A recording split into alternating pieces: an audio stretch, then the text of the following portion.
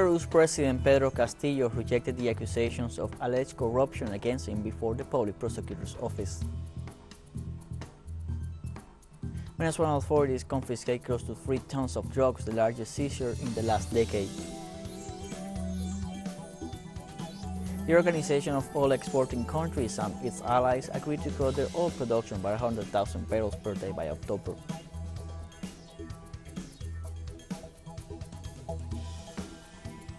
Hello, welcome to From the South. I'm Luis Alberto Matos from the telesur studios in Havana, Cuba.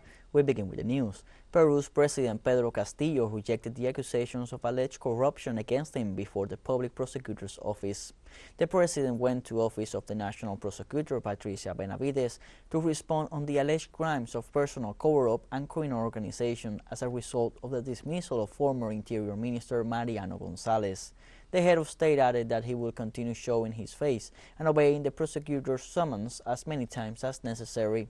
Castillo's defense added that the president has ratified that he is completely innocent of all charges that are falsely attributed to him.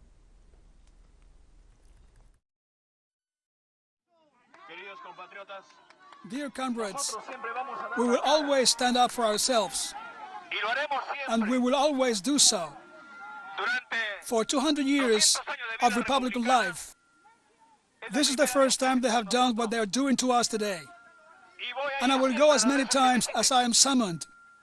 Whatever the accusations, as we have responded today, we have gone to tell the nation's prosecutor that not only I reject, but I deny categorically these false accusations that we have been victim of, and I have said that I will always show my face.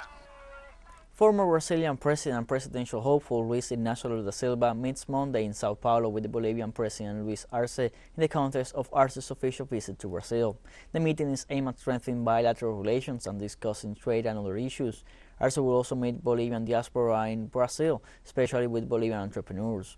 The Bolivian head of state will be taking part in the conference on the social, economic and productive community model, which begins today in the city of Sao Paulo. In addition to the meeting with Lula in the midst of the election campaign and on the eve of the bicentennial of Brazil's independence, Arce will meet with the candidate for governor of Sao Paulo, Fernando Haddad, the former Minister of Foreign Affairs, Celso Morin, and among other personalities.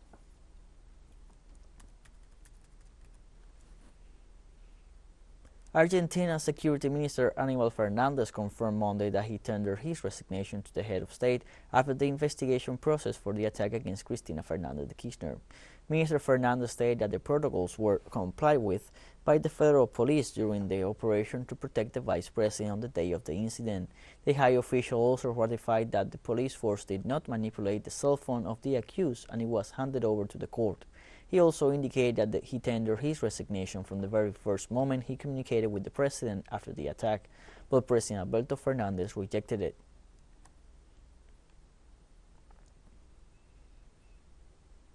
Venezuelan authorities confiscated close to 3 tons of drugs, the largest seizure in the last decade. The chief of the Strategic Operational Command of the Bolivarian National Armed Forces, Domingo Hernández Lares, offered a press conference in which he detailed the development of the anti-drug operation carried out by the Venezuelan government. General-in-Chief Hernández Lares explained that they captured a fishing boat with 12 crew members on board where they found the illicit cargo of marijuana and cocaine. Likewise, the chief of CEOFANB indicated that the case was placed at the deposition of the country's general prosecutor's office.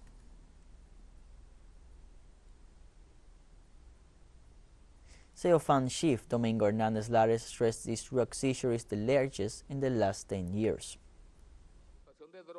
The seizure of drugs, specifically marijuana, is the largest in the last 10 years, since 2012. And I also wanted to highlight, in the fight against the scourge of drugs, in the national territory, since 2012, we have disabled 305 aircrafts also operating for drug trafficking,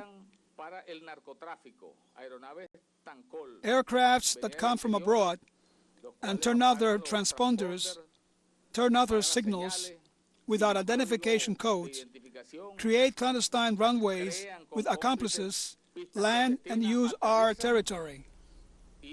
In Colombia, President Gustavo Petro will summon all the authorities of the country's energy sector after learning the report of the National Administrative Department of Statistics on energy price variations in August. The head of state said the Ministry of Mines and Energy will publicly explain to Colombians about the increase in electricity rates since reservoirs are full due to the rainy season. The president's statements come after the statistics agency warned about a 25.9% variation in the price of energy, mainly in the cities of Santa Marta, Riohacha, and Barranquilla, among others.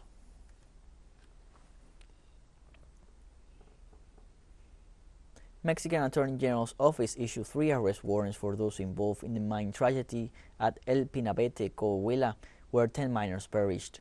The public prosecutor's office, headed by Alejandro Gers Manero, initiated the investigation for the events that occurred and issued the arrest warrant against the owner of the mining company El Pinabete for alleged illegal exploitation of the mine.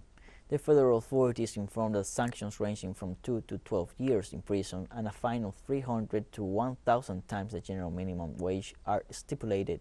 Investigations indicate that 2 other persons also have criminal responsibility for having allowed coal mining activities in this pit.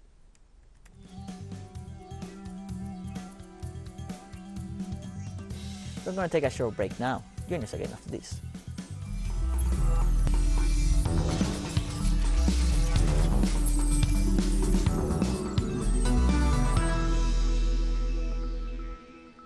Welcome back to From the South.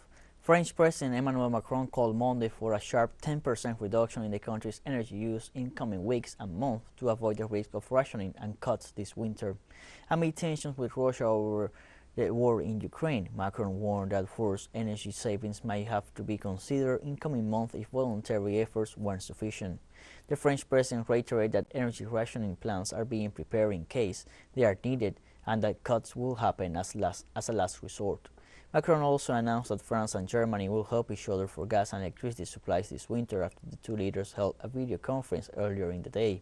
France planned to boost gas supplies to Germany to make up for a drop in Russia's gas supplies from the east. In exchange, Macron said Germany would continue supplying electricity to France to make up for shortages caused by maintenance underway on many French nuclear reactors. This rationing plan is precisely what will save us from cuts, and therefore the cut, it will only intervene as a last resort. So today, I'm speaking to you in all frankness, instructed by the assessments that have been given to me, and the information shared with national and European experts, and our dialogue. Don't play on fear. We're not in that situation. We have our destiny in hand because since February we have done a lot of things, and we have changed a lot of things. And because if we manage to be at the rendezvous of solidarity and sobriety, the solution is in our hand. Germany is scrambling to ensure that lights stay on and homes stay warm this winter despite the reduction in natural gas flows from Russia amid the war in Ukraine. The government has already announced numerous measures to import gas from other sources and reactivate mothballed coal and oil-fueled power plants, while urging citizens to conserve as much energy as possible. But there were concerns that Germany's power grid could be heavily strained if consumers switch to electric heaters in the winter, and strong demand from neighboring countries means energy exports rise. Germany's opposition parties have called for the country's nuclear plants to be kept online, with some lawmakers even suggesting shuttered ones be reopened and new reactors built. Officials said Monday that Germany is sticking to its long-held plan of shutting down the country's 3 remaining nuclear power plants this year, but keeping the option of reactivating 2 of them in case of an energy shortage in the coming months.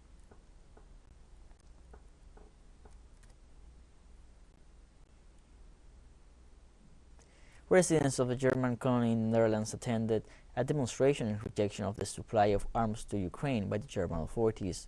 At least 2,000 demonstrators took to the streets of Amsterdam on Sunday to support Russia's special operation in Ukraine.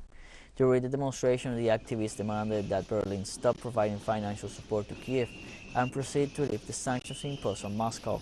They also demanded the resignation of Chancellor Olaf Scholz and the implementation of the Nord Stream 2 gas pipeline, currently blocked by the European countries that are causing the current energy crisis.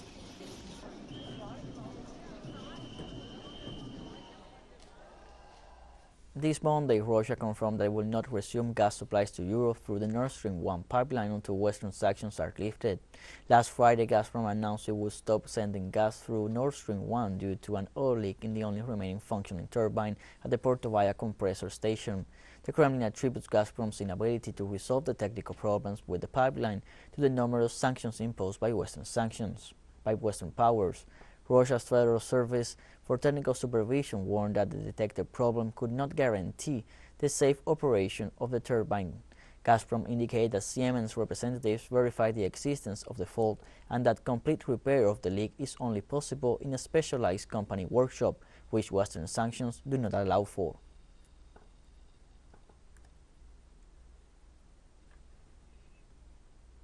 And Russian President Vladimir Putin met Monday with participants of a youth ecology forum in Kamchatka. The tragedy that is now happening in Donbass is the result of the actions of the nationalist neo-Nazi regime that took over the power by force and then initiated combat activity in Donbass, twice conducting military operations using heavy artillery, aviation, heavy armor, and so on. And all of this is going on to this day. Our duty is to help those people, and that is what Russia is doing.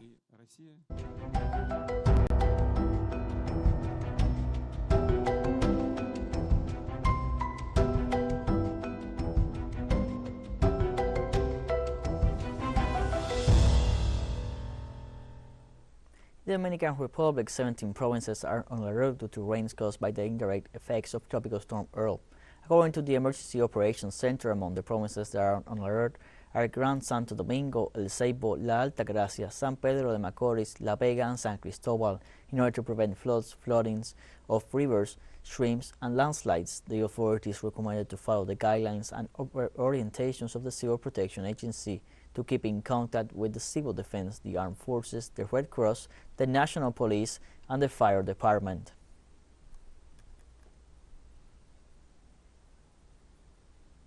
And telesur will dedicate its coverage of the Football World Cup Qatar 2022 to the figure of Diego Armando Maradona, who accompanied our crew in the last two World Cups. With the football star, we also tour our continent with the show De Sur de Viajero. We want this tribute to have its own music. With this in mind, we invite you to write and compose a song for telesur's coverage of Qatar 2022 Football World Cup. It must be an original song, never recorded before or published in any media and free of legal attachments. Record the song in any format, even with your cell phone, and send it as an attachment to comunicaciones@telesurtv.net with the following information: author's name, nationality, and name of the song. The closing date for the call for entries is September 10, 2022. A jury of prestigious musicians and composers from the region will select the winning piece. The prize will be the recording of the song, a video clip, and the wide diffusion of the work. 1 week after the closing of the call, telesur will announce the results.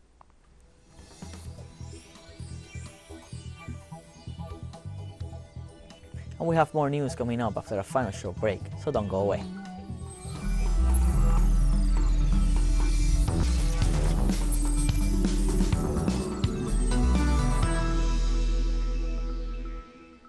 Welcome back to From the South. The Organization of Oil Exporting Countries and its allies agreed to cut their oil production by 100,000 barrels per day by October. Although analysts expected a modest increase, the group led by Saudi Arabia and Russia announced in a statement that their production cut comes at a time when crude oil prices fell due to fears of recession. Russian Deputy Prime Minister Alexander Novak stated that Russia expects world oil demand to exceed 100 million barrels per day by early 2023.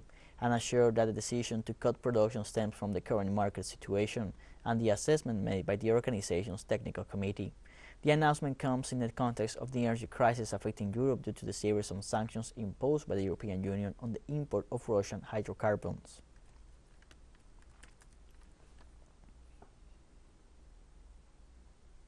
In Somalia, the United Nations World Food Programme is delivering life-saving assistance to more people than ever before. With the country gripped by a devastating drought and forecast of an unprecedented fifth consecutive failed rainy season, famine is now projected in several districts of the Bay region of Somalia, from October to December, unless resources can be secured to sustain and expand the scale-up of humanitarian assistance. The last famine in Somalia in 2011-2012 killed over 250,000 people, and while the scale of humanitarian assistance is much larger now than it was then, the scale of need is also much greater.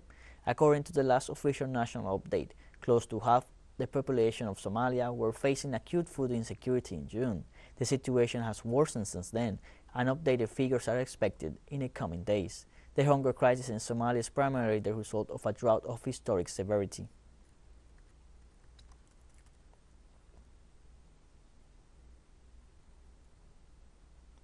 Kenyan President-elect William Ruto speaks at his official residence following a Supreme Court ruling on Monday that upholds his victory in the August 9th presidential election, ending weeks of political uncertainty.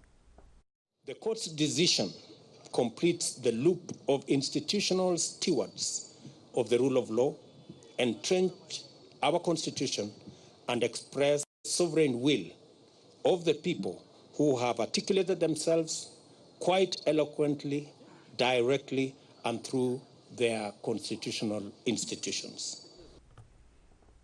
The Israeli army considered for the first time that it was likely Palestinian-American reporter Shireen Abu Akleh was shot dead by an Israeli soldier who allegedly mistook her for a militant. The acknowledgement comes after months in which the army had insisted it was impossible to determine the source of the deadly shot that killed the celebrated Al Jazeera journalist in the occupied West Bank, claiming it could have been militant fire. Abu Akleh was wearing a bulletproof vest marked "Press" and a helmet when she was shot in the head during the Israeli army operation on May 11th. Today, the senior army officer told reporters that Israeli soldiers were under heavy fire and aimed to hit Abu Akleh because they had mistaken her for a Palestinian militant.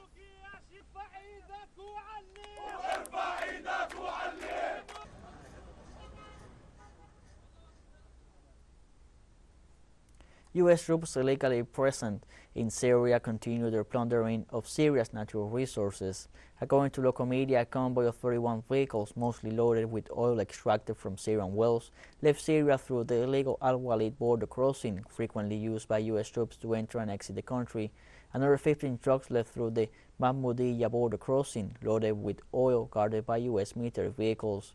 The Syrian government has denounced that the United States and the opposition militia Syrian Democratic Forces steal more than 80% of the country's crude oil production, depriving the Syrian people of the benefit that oil would represent, at a time when the country suffers from a deficit of energy sources.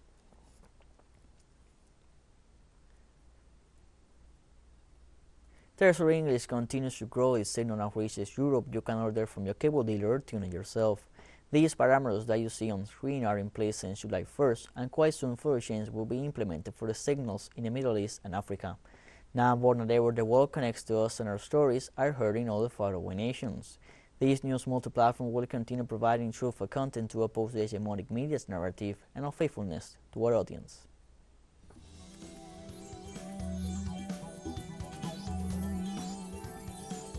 We have come to the end of this news brief. Remember, you can find these and many other stories on our website at telesurenglish.net. You can also join us on social media, Facebook, Twitter, Instagram, and Telegram. And you can also follow us on TikTok at the account at teleSUR English, in which you will be able to see news in different formats, news updates, and much more. For teleSUR English, I'm Luis Alberto Matos. Thank you for watching.